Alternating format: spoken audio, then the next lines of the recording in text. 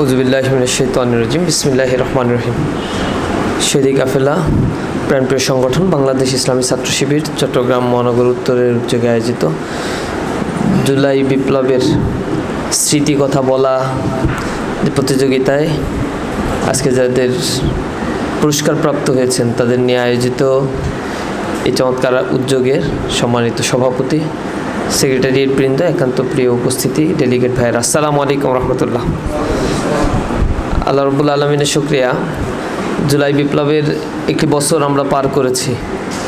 অনেক প্রত্যাশা, প্রাপ্তি, অনেক ক্যালকুলেশন আমাদের মধ্যে রয়েছে, কিন্তু এটা সত্য যে দীর্ঘ 15 বছর যে স্বৈরাচারের ফ্যাসিবাদের জুলুম নির্যাতনের মধ্যে আমরা নিষ্পেষিত ছিলাম, আমাদের মৌলিক অধিকার থেকে আমাদের বঞ্চিত করছে, বাক স্বাধীনতা ছিল না, আমাদেরকে ডিহিউম্যানাইজ করা হয়েছে, আমাদেরকে মানুষই মনে করা হতো না, আমাদেরকে হত্যা করা জায়েজ ছিল। ছাত্র শিবির ট্যাগ দিয়ে তাদেরকে জেলখানায় দেয়া, মারা, হত্যা করা, গুম করা, এতে সারা বাংলাদেশের মানুষরা কেন যেন নিশ্চুপ হয়ে যেত। এ কারণে বাধ্য হয়ে আমাদেরকে রাস্তায় নামতে হয়েছে এবং একটা পরিবর্তন ঘটাতে হয়েছে। এগুলো দীর্ঘ একটা কনস্পাইরেসির ফসল। তারা প্রাথমিক পর্যায়ে ছাত্র শিবিরের উপরে এরকম নির্যাতন শুরু করেনি। প্রথমত প্রোপাগান্ডা আর অপপ্রচার চালানো শুরু করছে।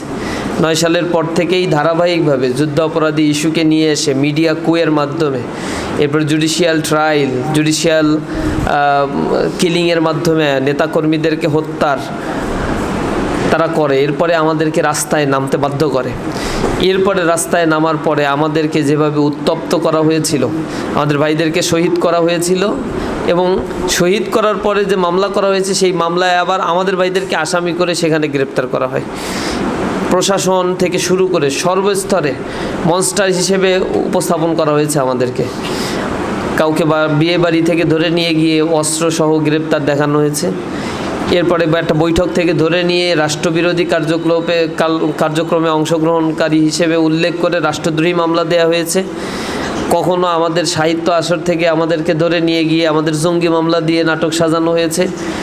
এভাবে তারা রাষ্ট্রযন্ত্রের সর্বোচ্চ অ্যাবিউজ করে আমাদেরকে দমিত করার জন্য এহেন কোনো কার্যকলাপ নাই যা করে নাই।